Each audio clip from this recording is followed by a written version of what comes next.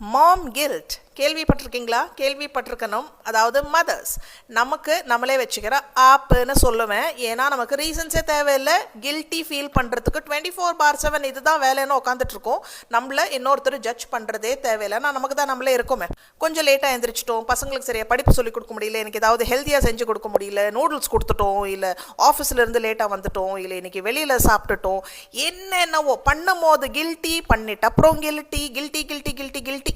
இப்போ full time நம்ம வீடு வேலை கிச்சன் சமையல்னு செஞ்சுட்டே இருக்கோம். அந்த கேப்பில் ஏதாவது நமக்குன்னு ஏதாவது செஞ்சுட்டோம் அப்படின்னா அதில் வேற கில்ட்டி. உடம்பு சரியில்லாத போச்சுன்னா அது வேற ஒரு ஸ்டோரி. ஸோ நான் என்ன சொல்ல வரேன்னா, as a mom we can do anything but not everything அப்படின்னு தான் நான் டெய்லி எனக்கு சொல்லிட்டு என்னோட டே ஸ்டார்ட் பண்ணுவேன், என்னோட டே எண்ட் பண்ணுவேன். இட்ஸ் ஓகே, கொஞ்சம் சில் பண்ணுவோம், கொஞ்சம் ரிலாக்ஸ் பண்ணுவோம். அதே மாதிரி உங்களோட கில்ட் ஃபேக்டர்ஸ் என்ன, இந்த மாதிரி ஃபீல் பண்ணியிருக்கீங்களா இல்லை பண்ணிட்டு இருக்கீங்களான்னு கமெண்ட் போடுங்க. அண்ட்